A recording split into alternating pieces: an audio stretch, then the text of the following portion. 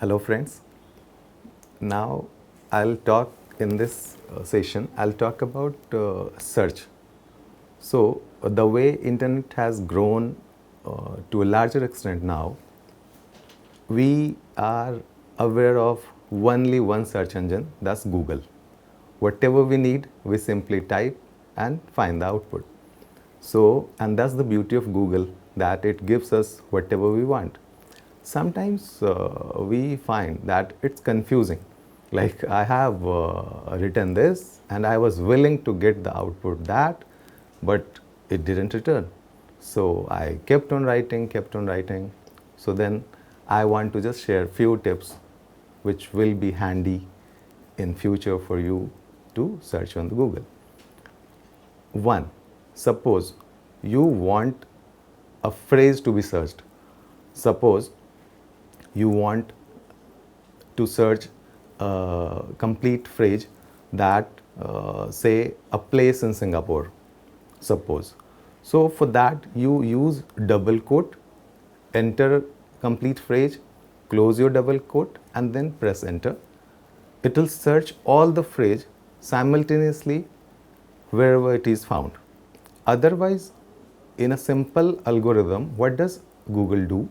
Like suppose if you want that institutes, better IT institutes in Delhi, suppose you write this, so what does it do?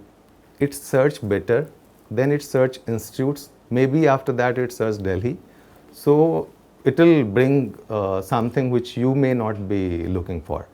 So in that case, you should use double quote and then enter whatever you want, like better IT institutes in Delhi, and then close your double quote, press enter. Now suppose if you want that either better IT institute or my son wants to go to, say suppose either into IT, say software, or IT as a hardware. So then in that case, what should you do? Better Software Institute in Delhi, put them into double quote, press space and then put or. Actually Google understands conjunction or and actually better. So you just put a phrase into double quote, pressed or, entered or, and then again entered the next phrase and then press search. So it will be just delivering you the output using both phrases actually. So this is the part where the search will be easier. Now one next point, suppose I want to look for Taj Mahal Hotel. Suppose you just enter Taj Mahal, simple. It will be just putting the first link as a Wikipedia, which will be explaining the Taj Mahal as a monument. But no. Actually, I was not looking for the monument Taj Mahal. Yes, I know that that's a monument, but I was not looking for that. So suppose you have a keyword to search in Google, but you don't want certain keyword to be associated with that particular keyword. In that case, Google understands minus actually. Like in case of keyword, keyboard, our keyboard, we say it hyphen or minus, whatever you say. So suppose now you write Taj Mahal space minus monument. So it will remove all the searches related to monument and it will bring in all the searches related to Taj Mahal minus monument. So that's the thing. One more point is there, like suppose you are looking for say how to invest, and then you found that suppose say a certain company said something nice, so you want how to invest but you want links from that particular website actually.